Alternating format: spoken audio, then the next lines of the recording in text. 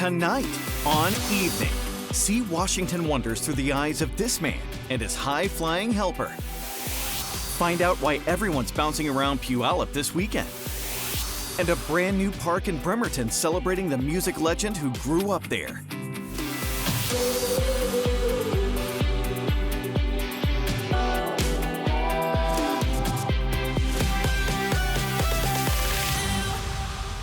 Welcome to the show from the Washington State Fairgrounds in Puyallup. I'm St. Brian, and we are here to preview this weekend's Big Bounce, which includes this particular structure known as the Taj Mahal of bounce houses.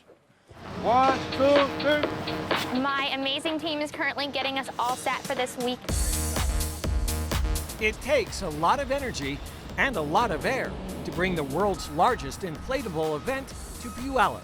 At 26,000 square feet, the biggest of the bouncy houses has 60 blowers running full time.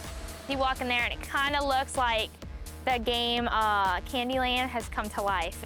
We can fit up to 450 people in here per hour. We have DJs, confetti, bubbles, snow machines, ball pits, slides, obstacle courses, just in this one. Here are a few tips. Order your tickets ahead of time. Sessions are separated by age groups, and make sure you've brought socks. Beyond that, just have a good time. The kids come and are absolutely speechless. But when you see just how big this really is in person, the kids just kind of like drop with like these huge smiles. And it's so exciting. Tickets start at $32 for the Big Bounce, which opens on Saturday and runs Sunday and the following Friday, Saturday and Sunday. All right, we're going to head to Tacoma now, where you have to get up pretty early in the morning if you want to celebrate the City of Destiny the way Jeff Wolff does.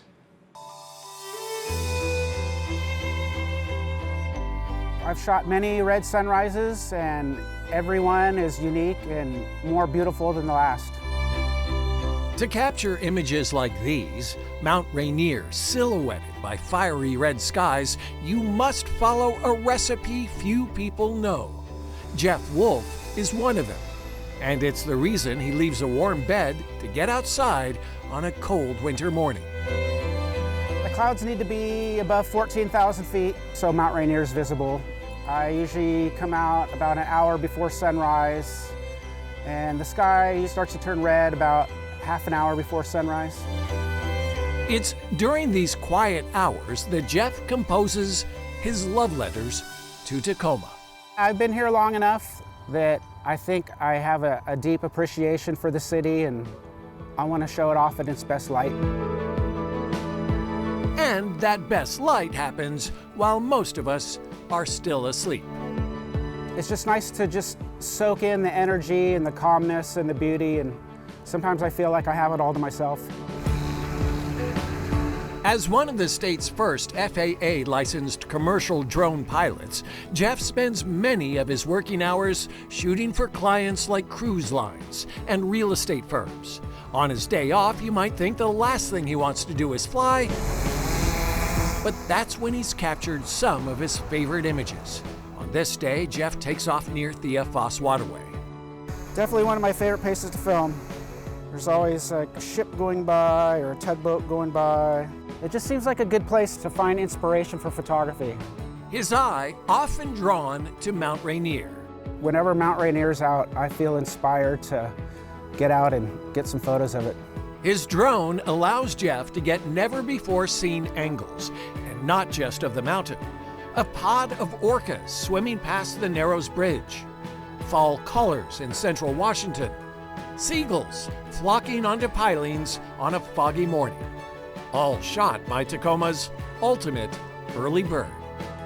When I wake up at 4:30, 5 o'clock in the morning, I definitely have to force myself to get out. But once I'm out, it's always worth it. I'm always rewarded. Even if I don't get a fiery sunrise, it's just nice to be up at that time of morning and enjoy moments of the day that most people don't get to enjoy.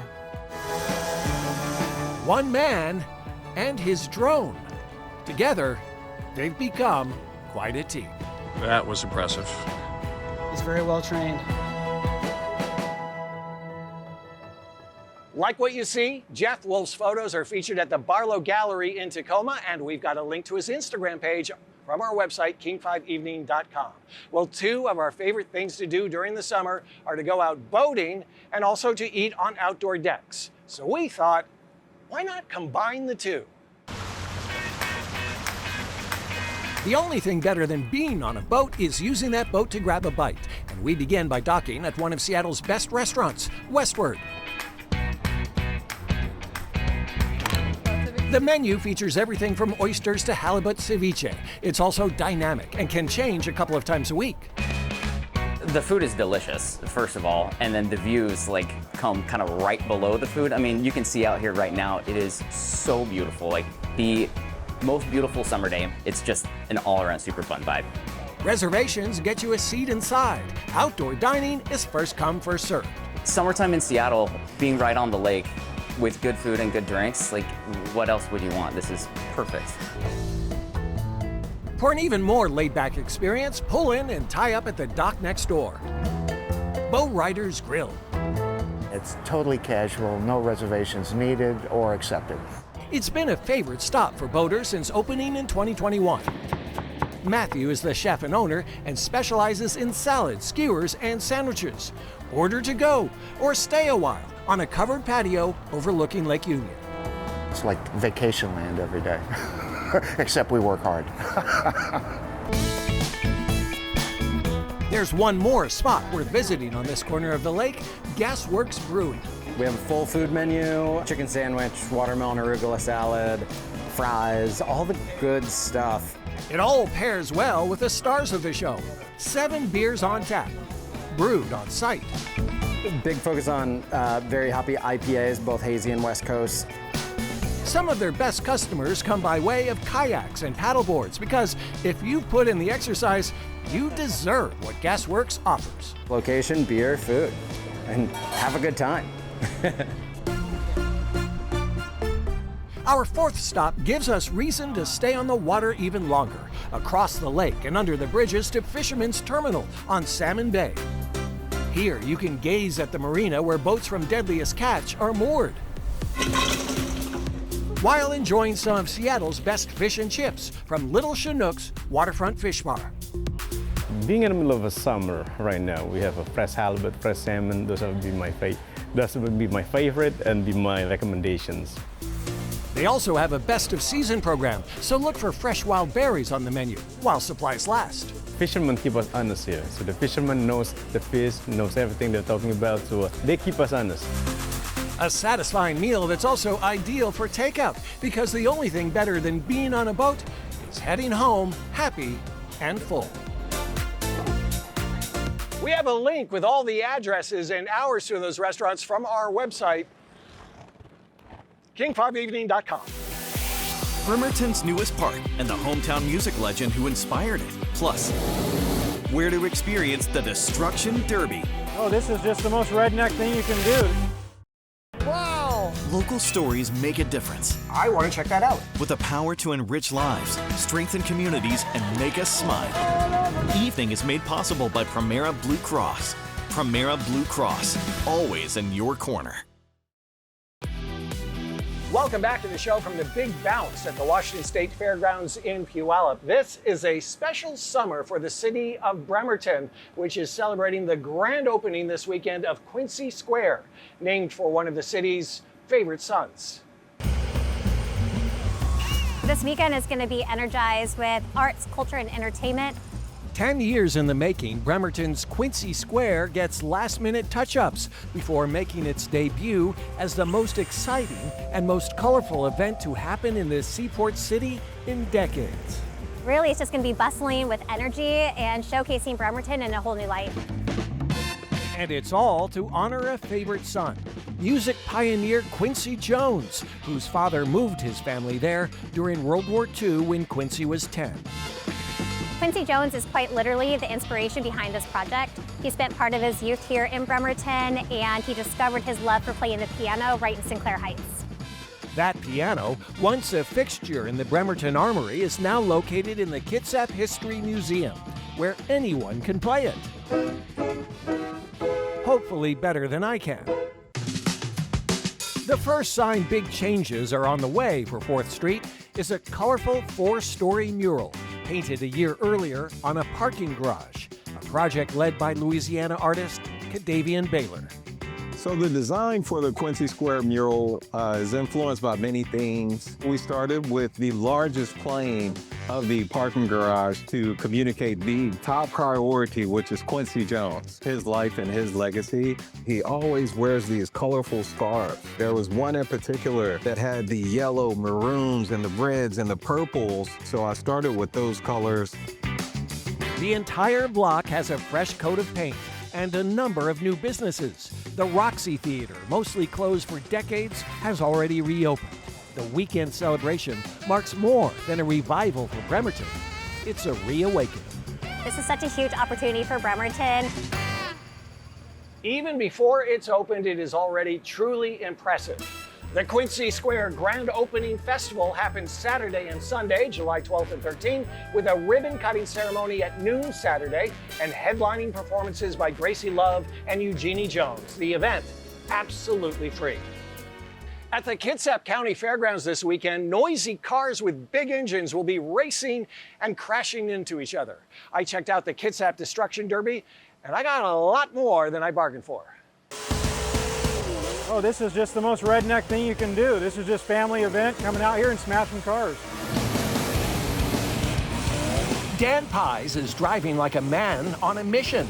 High-flying dirt hitting us in torrents. And somehow, I've got the best seat, which is why I'm holding on for dear life as we slide sideways around the turns.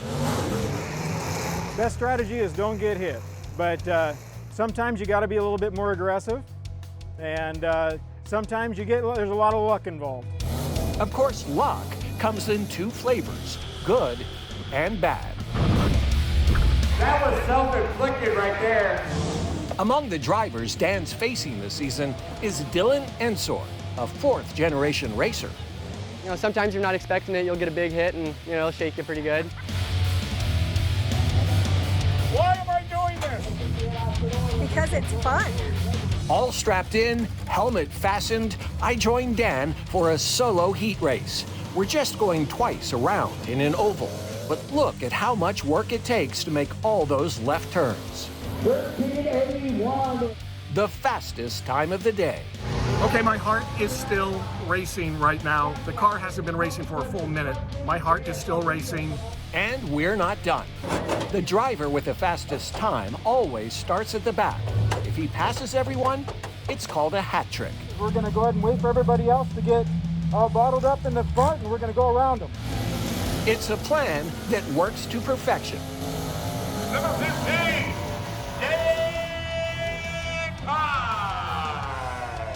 But remember, luck can change. 40 minutes later, Dan loses a tire in the same car I'd been in, and Dylan Ensor plows into him. So when I got spun out, that tire dug in, and the other car's pushing on me, just pushed it right over. I believe we need some medical assistance out here with this one. Actually, everything's okay, except Dan's Cadillac. Your car's pretty low, so I was like, I didn't expect to go over like that. I'm sorry. Oh, it's all good. I feel bad about your car. Like, I know you're okay and everything, but the car. It may not look like much more than scrap metal now, but you can bet Dan's Cadillac will return, kicking up dirt on its way back to the front of the line. That was a little hair-raising. The next Kitsap Destruction Derby is this Saturday, July 12th, and proceeds from ticket sales go to fight cancer. Mushrooms. I like mushrooms. Up next, it's an evening rewind at Musk Ox Farm. Maybe that's Steve. The Underground Donut Tour is a 2-hour walking tour sprinkled with Seattle sights, history, and of course donuts. Pink feather boa, mango fritter, a cake donut. How are you? Raised brioche dough, cream filling, churning out donuts all day long. It is a beautiful piece of humanity to see people bond over donuts. Woo! Flip for donuts. Welcome back to the show. If you visited Alaska during the Ice Age thousands and thousands of years ago, you might have seen saber-toothed tigers, woolly mammoths, and musk oxen. Well, they're all gone now. Or are they? Here's tonight's Evening Rewind. Milk everywhere. Even when the skies above Alaska's Matanuska Valley promise sunshine, eventually, every morning it rains milk on Hannah Corral's ranch. We have gallons and gallons of milk in our refrigerators.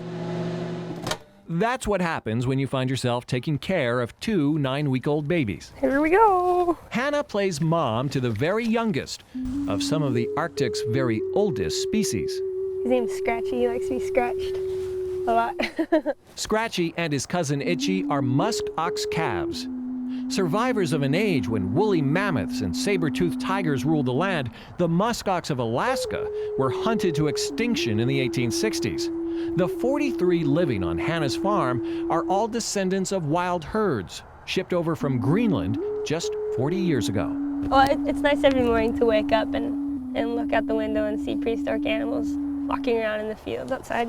It's feeding the prehistoric creatures that gets a little dicey. Nope. Oh, Scratchy will stick around. Ah! But Itchy Itchy, stop! is just itching to get away. Itchy. Okay. Come on, buddy. Hannah may seem like an old pro at ranching muskox, but she's only been at it for a year. Do you want to hand me that bottle? When Hannah came back from a semester in Norway, her father told her some changes had been made. The family was living somewhere new and trying something a little different. I know you're a green hog. We'd never been farmers before. It's been quite the learning curve to learn about these guys, and they're so different from any other livestock. The musk ox are raised for their kiviyut, extremely fine wool, 8 times warmer than a sheep's, shed every spring. The native people have a pretty good connection with them. They call them the umingmak is what they call them, and that means the bearded one. Alaskan natives, Eskimos living in remote coastal villages, hand-knit the wool into some of the most luxurious garments in the world. A hat can cost up to $200, a scarf up to $300. They have a very big importance in the economy of the native people in Alaska. That's what our farm is for, is to benefit the knitters. The muskox farm is also open to visitors who are issued a series of stern warnings before every tour. Please no smoking, don't climb on the fence, don't stick your hands to the fence and try touching any, and don't kneel down in front of one of them standing up. What they see at their eye level, they'll take as a challenge and they'll charge the fence. And we don't want that. Apparently, muskox still have their wild sides. They don't share very well. Muskox aren't known for sharing. Well, it did take man 5,000 years to tame the cow, so Hannah may be playing more like a linebacker than working as a rancher for a long, long time to come. Oh, look at that face. That happy place is home now to a muskox that was born in Tacoma 5 years ago. Maybe you remember Trebek, named for the Jeopardy host who was a big supporter of the muskox farm. Well, Trebek has been living in Palmer since 2021, where he is a regular on the muskox farm's social media sites. And look how big he is. In Palmer, they call Trebek the Headbutt King. Up next, a short hike to a cool place on the Hood Canal. Now in our 39th season, Evening shares local stories that make our community shine. Thanks to support from Pemco Insurance. Pemco empowers the Northwest to prevent the preventable. Learn how at pemco.com. Welcome back to the show. Summer is one of our favorite times to go hiking, but you don't have to spend all day doing it. One of our favorite short hikes is on the Hood Canal. In Brennan, take a 3-mile drive up Dosey Wallops Road and park at the Rocky Brook Bridge. The less than quarter-mile stroll along a wide gravel path doesn't start out pretty. But the creek running alongside the path improves the view quickly. Take the usual precautions and stay on the trail, because at the end, the creek's best work is revealed. Rocky Brook Falls.